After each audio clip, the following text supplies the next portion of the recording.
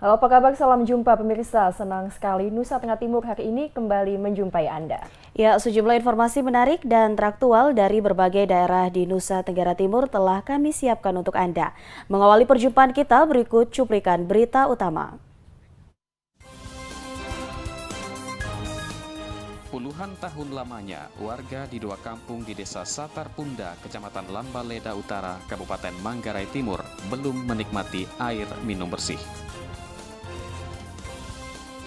Pemerintah daerah Kabupaten Flores Timur terus mendorong program menekan angka kematian ibu dan bayi melalui program 2H2 Center.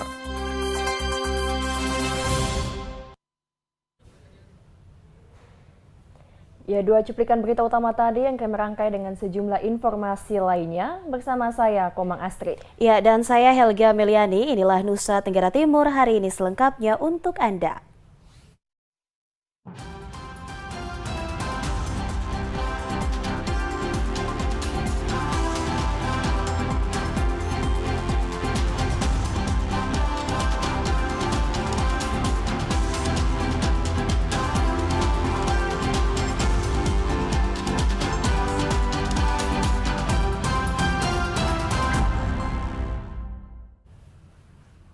Ya, baik pemirsa, kita awali informasi dari Kabupaten Manggarai Timur.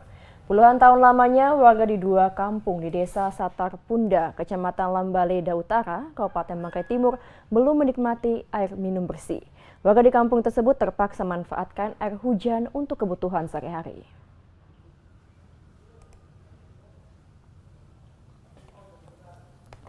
Beginilah kondisi warga di Kampung Lengkotong, Desa Satar Punda, Kecamatan Lambaleda Utara yang hingga saat ini belum mendapatkan perhatian dari pemerintah terkait air minum bersih. Masyarakat di kampung tersebut terpaksa berjalan kaki sejauh 2 km untuk mendapatkan air minum bersih. Tokoh muda Satar Punda, Alexander Dopong, mengatakan bahwa masyarakat yang berada di dua kampung di Desa Satar Punda sudah berpuluh tahun lamanya belum menikmati air minum bersih. Warga terpaksa mengkonsumsi air hujan dan air sungai yang kotor. Kalau dengan lihat dari segi topografi di sini, kalau untuk PDAM kan tidak mungkin, soalnya kan sumber mata airnya sangat jauh dan tidak mungkin dijangkau oleh PDAM. Maka dari kami sendiri, kami minta untuk seperti pompa hidrat untuk dua kampung ini, yaitu Kampung Leketong dengan Kampung Lolok. Dari Kabupaten Manggarai Timur, Paulus Tengko, TVRI NTT.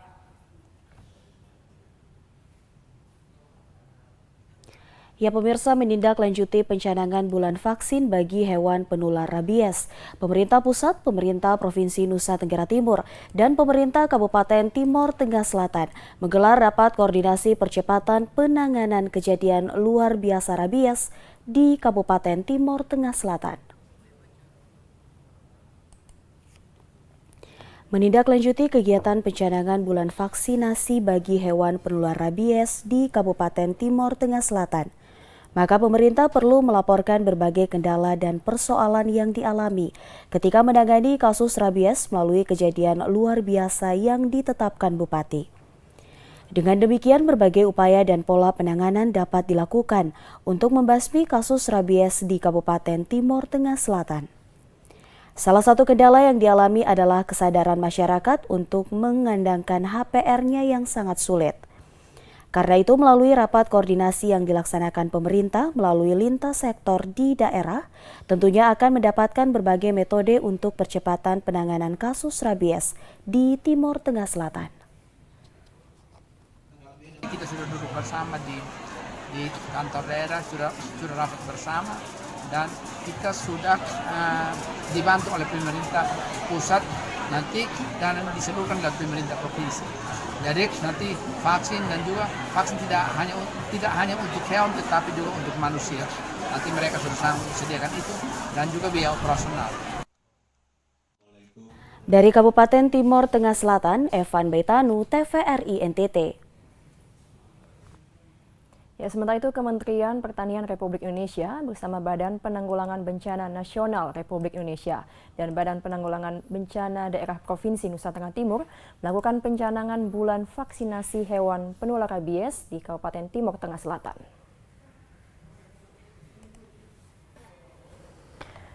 Ketua Pelaksana Harian Satgas BNPB, Profesor Wiku Adi Sasmito, selaku koordinator tim pemerintah pusat, menjelaskan pemerintah pusat menaruh perhatian serius dalam menangani persoalan bencana nasional kasus rabies yang merenggut nyawa manusia.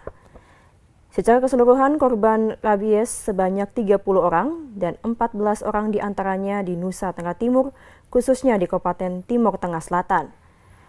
Untuk itu, bertepatan dengan bulan pencanangan vaksin bagi hewan penular rabies, terutama anjing, maka pemerintah pusat ingin melihat dari dekat sejauh mana kolaborasi dan kerjasama lintas sektor dalam menangani kasus rabies di Pulau Timur, khususnya di Kabupaten Timur Tengah Selatan.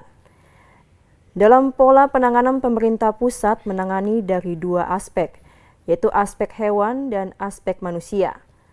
Pola penanganan hewan dengan melakukan vaksinasi langsung kepada hewan yang rentan terjangkit virus rabies, kemudian memberikan pemahaman dan motivasi kepada pemerintah daerah agar memberikan imbauan kepada masyarakat untuk mengandalkan HPR-nya.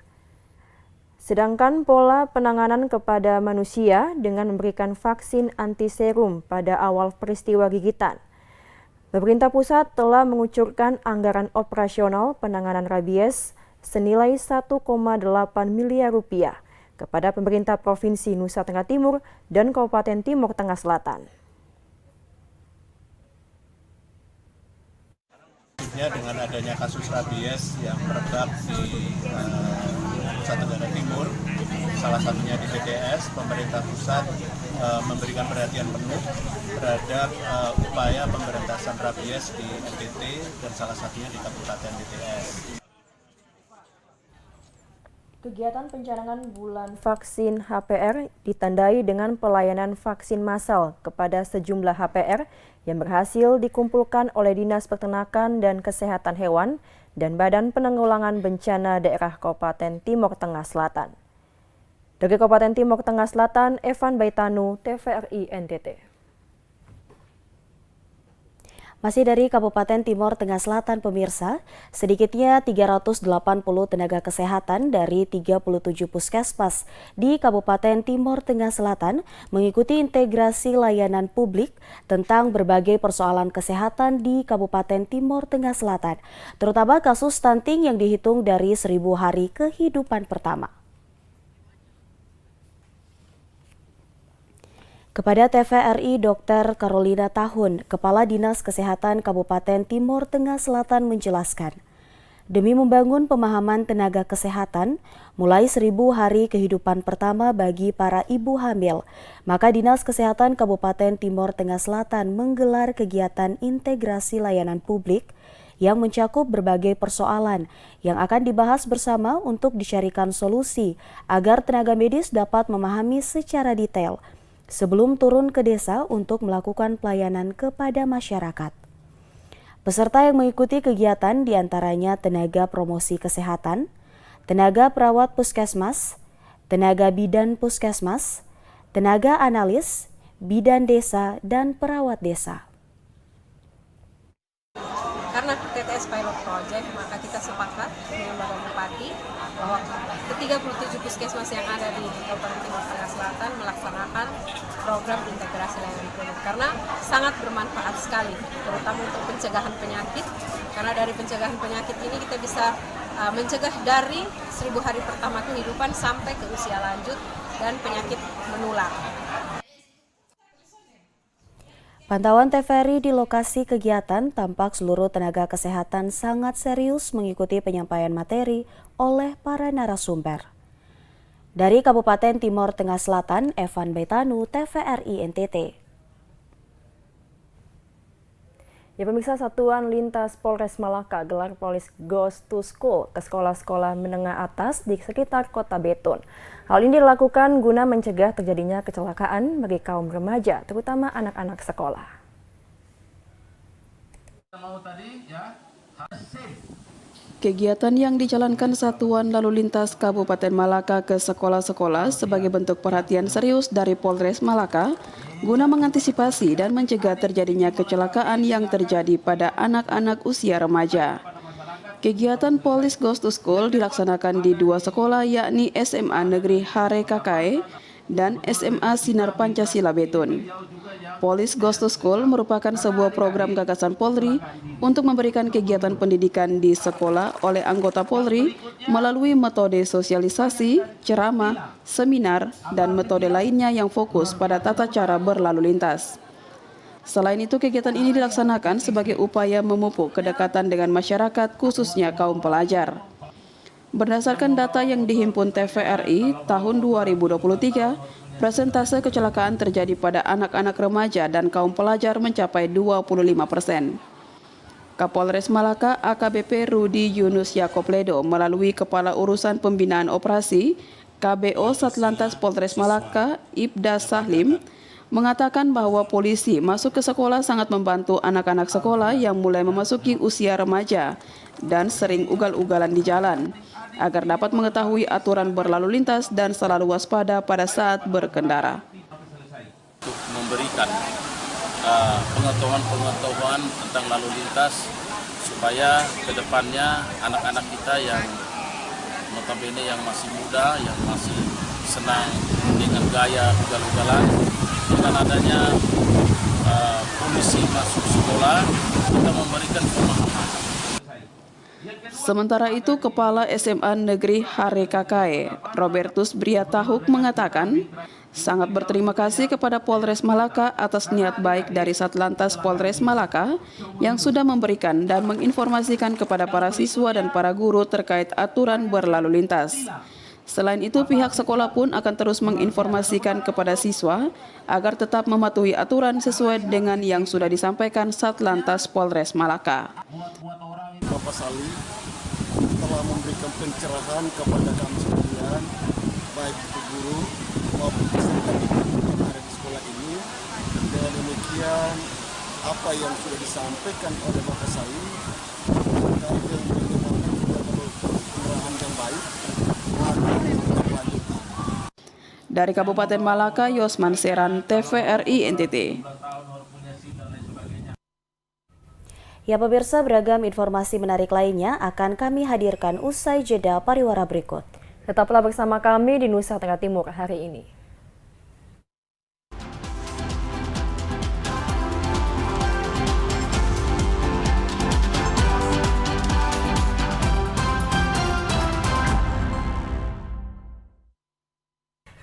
Terima kasih Anda masih menyaksikan Nusa Tenggara Timur hari ini.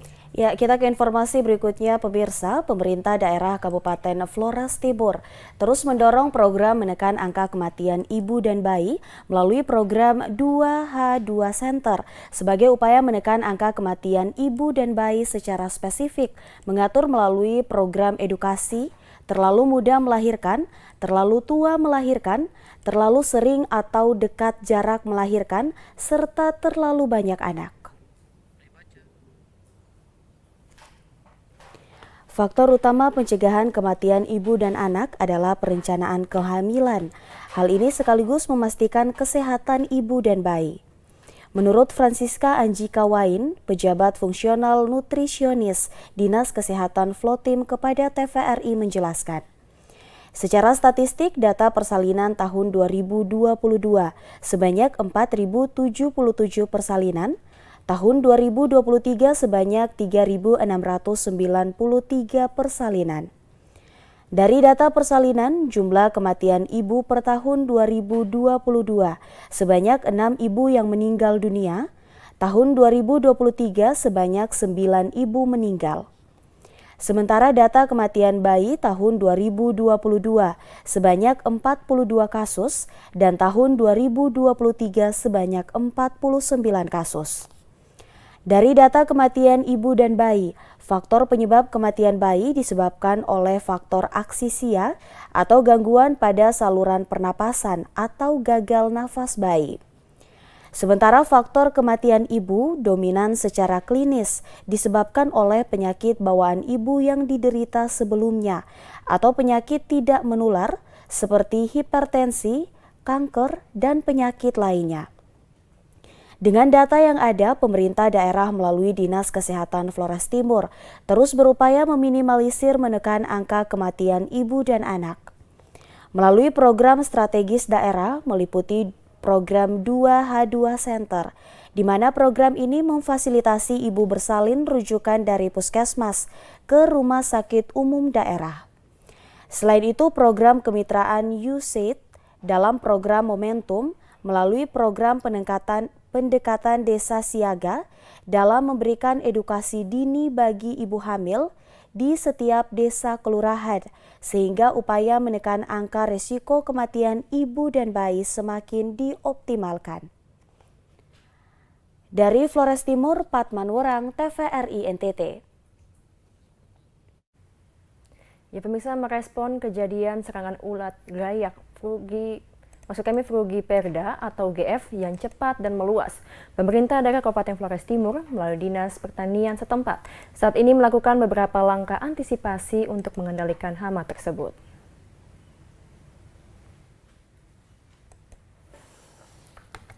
Menurut Sekretaris Dinas Pertanian Aplonardus Demor kepada TVRI di ruang kerjanya, menjelaskan hama UGF berdasarkan sejumlah laporan dari pemerintah desa, baik secara tertulis maupun laporan lisan yang diterima pihaknya saat ini, tengah menyerang tanaman jagung di sejumlah lahan petani di daerah ini. Dengan tingkat penyebaran hama yang cepat dan menimbulkan serangan cukup luas pada lahan tanaman jagung petani, sehingga pihaknya secara teknis melalui BPP di wilayah Kecamatan Tengah melakukan investigasi untuk mendapatkan ketersebaran dan luas wilayah yang terserang, sehingga dapat dilakukan pengendalian cepat dan tepat. Diakuinya pula, hama ulat gayak ini telah menyerang tanaman jagung warga sesuai laporan per bulan Desember dari pemerintah desa Gekeng Derang, Kecamatan Tanjung Bunga, serta sejumlah laporan lainnya dari petani di wilayah Kecamatan Ile Mandiri dan kini sudah dalam penanganan. Aplonardus pun berharap untuk mengantisipasi serangan hama UGF jagung ini, seluruh BPP diharapkan untuk aktif melakukan pengamatan OPT di areal lahan pertanian jagung warga. Dan apabila ditemukan serangan hama ini, agar dengan cepat melaporkannya, sehingga langkah pengendalian pun dapat segera dilakukan secara terpadu. Dari Kabupaten Flores Timur, Patman Werang, TVRI NTT.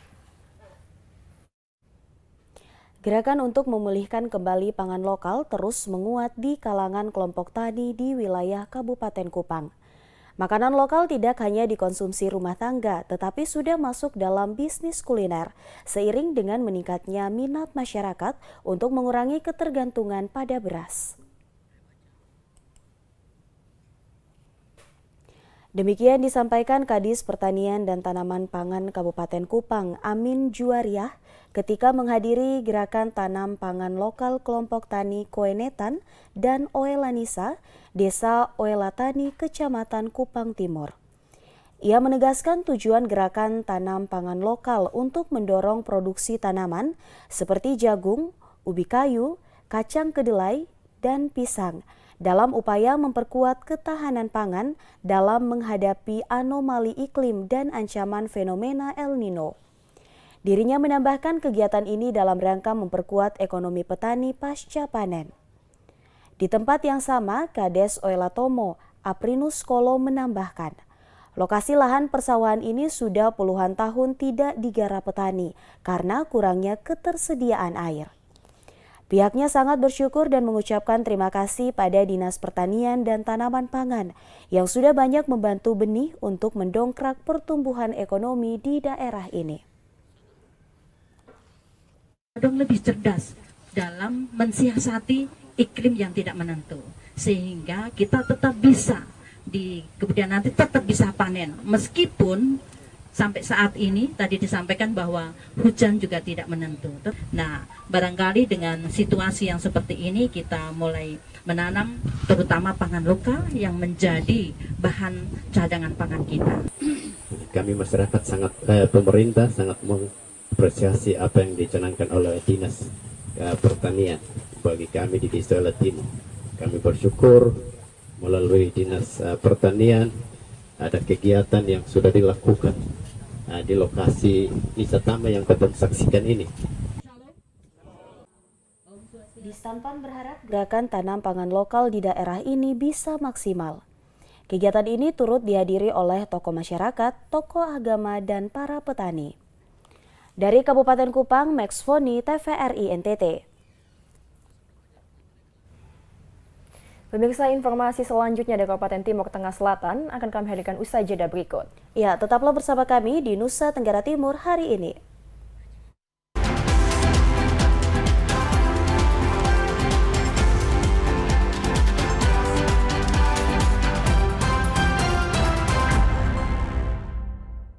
Ya, terima kasih Anda masih menyaksikan Nusa Tenggara Timur hari ini. Ya, kita beralih ke informasi selanjutnya. Sedikitnya 748 majelis jemaat atau presbiter di Jemaat Gereja Masehi Injil di Timur, Jemaat Efata Soe, ditasbihkan. Ketua Majelis Jemaat berharap para presbiter jadi inspirator dan motivator terbaik untuk melayani jemaat.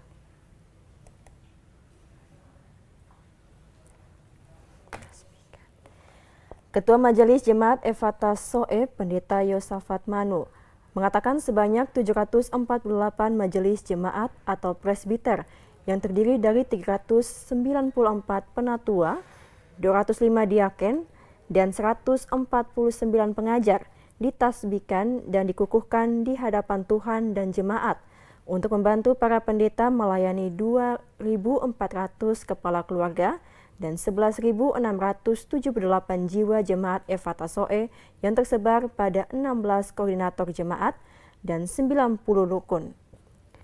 Dalam suara gembalanya, Pendeta Yosafat Manu mengharapkan kepada para majelis jemaat yang ditasbihkan dan mengutus agar ketika kembali ke tengah jemaat, hendaknya menjadi lilin dan terang bagi dunia.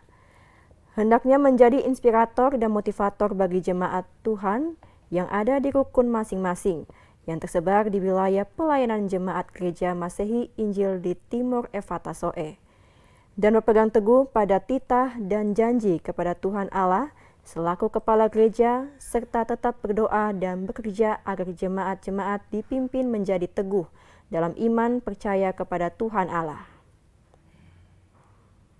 Itu saya berpesan kepada seluruh pelayan-pelayan Tuhan yang hari ini ditabiskan untuk sungguh-sungguh menjalankan tanggung jawab ini, menjadi inspirator bagi jemaat, memberikan semangat bagi jemaat, dan menjaga persekutuan dalam jemaat. Kebaktian pentabisan majelis jemaat berlangsung 2 kali ibadah. Kebaktian yakni pagi pukul 08 waktu Indonesia Tengah untuk kebaktian pertama dan kebaktian kedua berlangsung tepat pukul 16.00 waktu Indonesia Tengah. Situasi pada kebaktian pertama dan kedua, kondisi jemaat berdesakan di luar tenda. Pasalnya tempat duduk dalam gereja hanya disediakan panitia bagi para presbiter. Dari Kabupaten Timur Tengah Selatan, Evan Baitanu, TVRI NTT. Sementara itu, pemirsa, Uskup Ruteng Monsinyur Seprianus Hormat menetapkan pelaksanaan Misa Rabu Abu 14 Februari 2024 di wilayah Keuskupan Ruteng bergeser ke hari Kamis 15 Februari 2024. Hal itu dilakukan karena bertepatan dengan pelaksanaan pemilu.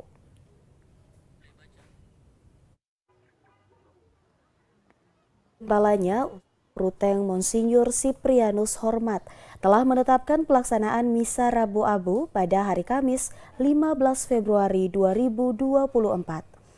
Sedianya Misa Rabu Abu dilaksanakan pada hari Rabu 14 Februari 2024, tetapi kemudian digeser ke hari Kamis 15 Februari.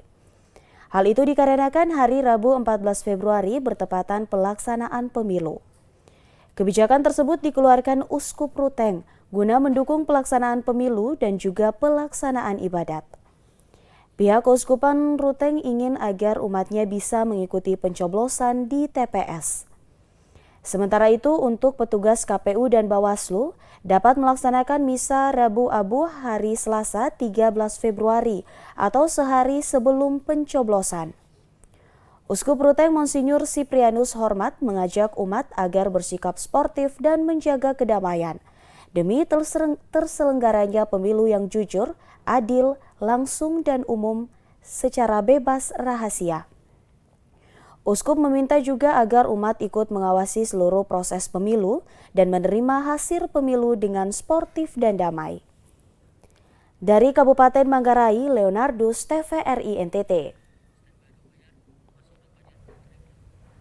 Ya, pemirsa, beragam informasi lainnya akan kami hadirkan usai jeda berikut. Ya, tetaplah bersama kami di Nusa Tenggara Timur hari ini.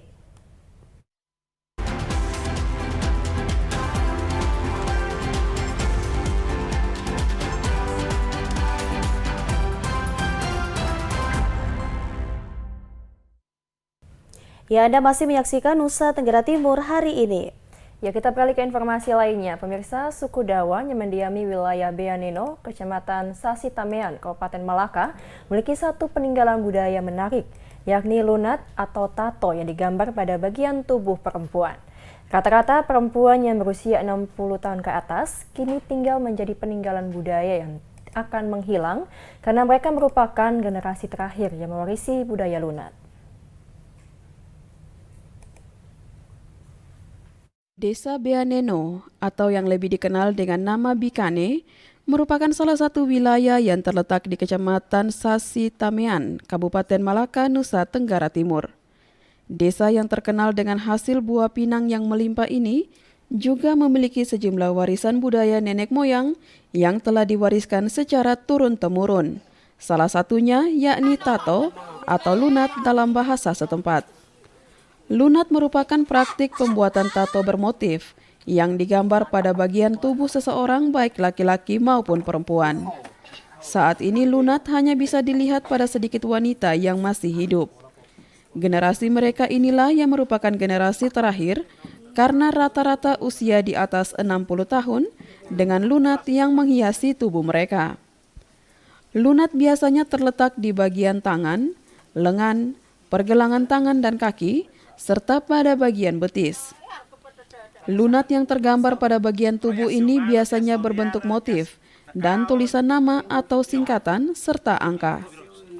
Motif pada lunat merupakan peninggalan nenek moyang yang didapat melalui benda yang mereka temui setiap hari seperti motif tenun, nama seseorang, serta beberapa bentuk yang ditemui di alam sekitar.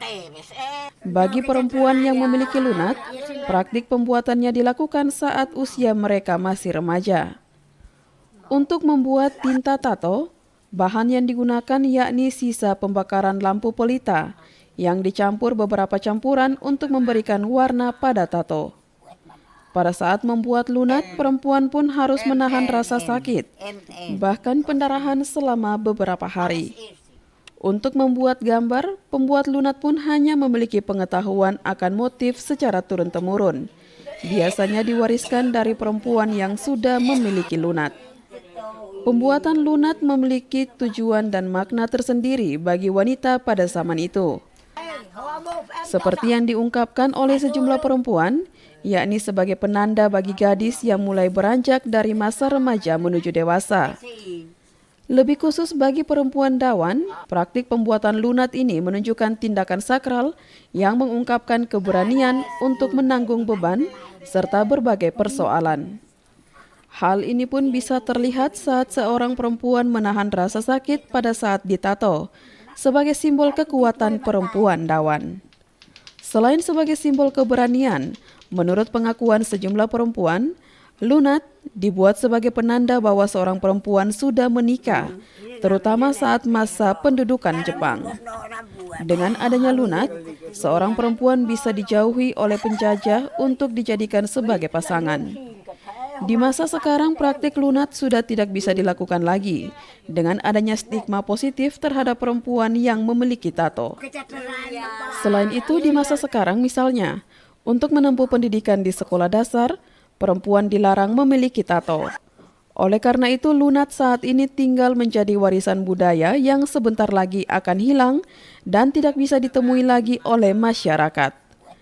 Perempuan yang memiliki lunat di desa ini selalu menceritakan dan mewarisi budaya ini lewat cerita-cerita tentang lunat bagi anak cucu mereka. Dulu bilang kita harus bikin begini, kalau tidak ini Belanda datang tangkap kita toh. Bilang ini tidak ada tato di tangan. Oh, jadi cerita dari nenek mereka punya mama, nenek mereka punya nenek waktu zaman itu harus ada tato supaya harus ada tato. Kalau tidak Belanda datang tangkap kita. Pembuatan lunat dilakukan sejak masih usia remaja dengan bahan yang terbuat dari sisa pembakaran pelita dan ditindik menggunakan jarum. Sekalipun terasa sakit, dengan memiliki lunat, perempuan pada masa lalu memiliki makna dan arti tersendiri, terutama di kalangan perempuan. Kita sekolah, kita keluar sekolah, ini mama tua dong, ini kasih apa ini, kasih tulis nenek dong ini, pun tangan begini kita suka, kita taruh kita punya juga.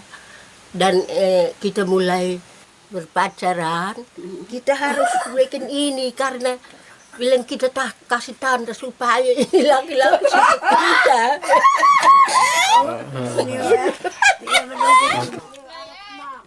Saat ini generasi perempuan bertato tinggal beberapa orang saja yang tinggal di desa ini, karena yang lainnya sudah tutup usia.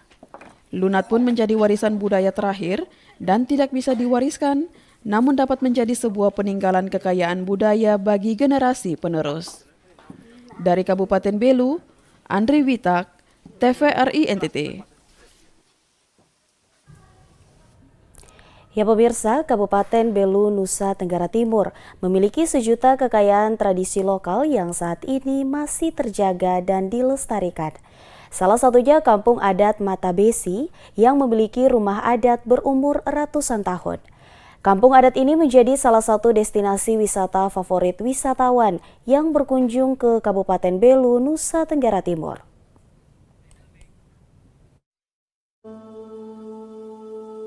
Kampung Adat Mata Besi terletak di Kelurahan Umanen, Kecamatan Atambua Barat, Kabupaten Belu, Nusa Tenggara Timur. Untuk sampai ke situs kampung adat ini memakan waktu perjalanan dari pusat kota Atambua sekitar 15 menit dengan menggunakan kendaraan. Di kampung adat ini sebanyak 12 suku yang menetap di dalamnya, dan masing-masing suku memiliki rumah pemali atau rumah adatnya masing-masing. Keindahan kampung adat ini terlihat jelas ketika memasuki area rumah adat. Pepohonan rindang yang menyelimuti desa, serta rumah adat yang beratapkan daun dan aliran air yang mengitari perkampungan ini membuat pengunjung yang datang akan merasa nyaman karena menikmati udara yang sejuk.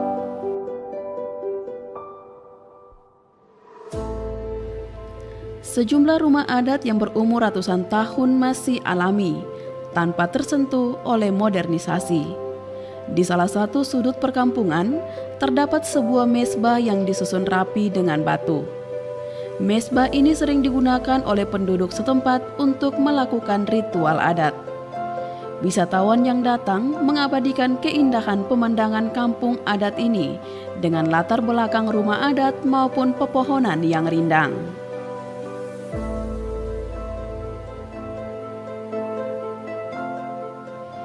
Keindahan kampung adat Mata Besi menjadi magnet yang menarik bagi wisatawan lokal maupun mancanegara datang ke tempat ini.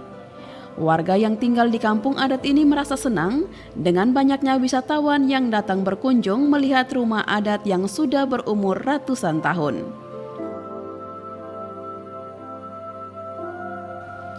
Di antara rumah-rumah adat yang ada di kampung adat Mata Besi, ada satu rumah adat yang sangat disakralkan oleh masyarakat adat. Rumah adat yang terletak paling depan dan paling tinggi posisinya. Menurut makoat atau imam adat suku Mata Besi, rumah adat ini hanya boleh dimasuki oleh kaum laki-laki dan hanya pada saat tertentu saja. Untuk kaum perempuan sangat dilarang masuk ke dalam rumah adat ini. Jika pantangan itu dilanggar, maka menurut kepercayaan masyarakat setempat akan datang musibah atau kecelakaan. Sementara untuk ritual adat dalam suku Matabesi dilakukan saat hendak melakukan renovasi rumah adat. Ritual dilakukan untuk memindahkan leluhur yang berdiam dalam rumah adat sebelum dilakukan renovasi. Nah, itu ritual khusus yang dilakukan itu waktu dia rusak. Seperti rumah ini dia sudah, kita lihat kan sudah rusak. Anak cucu kita mau berbagi, itu ada ritual ada. Kita harus ini dulu kepada leluhur kita, baru kita bongkar. Tidak boleh bongkar sembarang, dan dipindahkan itu leluhur dulu di satu tempat, itu baru bongkar. Itu juga dengan cara adat. Dan sesudah begitu, sudah artinya rumah ini sudah kelar, itu mau pindah kembali, masukkan ke rumah baru ini juga, kita lihat ini, itu juga acara besar. Itu namanya pendinginan. Rumah-rumah adat ini tidak ditempati oleh masyarakat. Rumah adat hanya difungsikan untuk menyimpan barang-barang pusaka. Kampung adat ini hanya akan ramai pada saat upacara adat, seperti pada bulan Februari dan berkisar pada bulan Juli hingga Agustus saat dilakukan panen jagung maupun padi.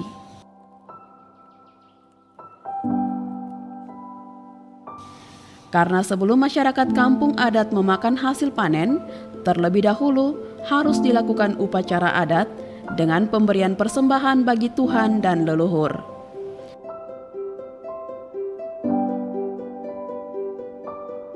Tradisi upacara adat ini masih dipegang, dilestarikan, dan dilakukan hingga saat ini. Bahkan akan diwariskan secara turun-temurun kepada generasi penerus.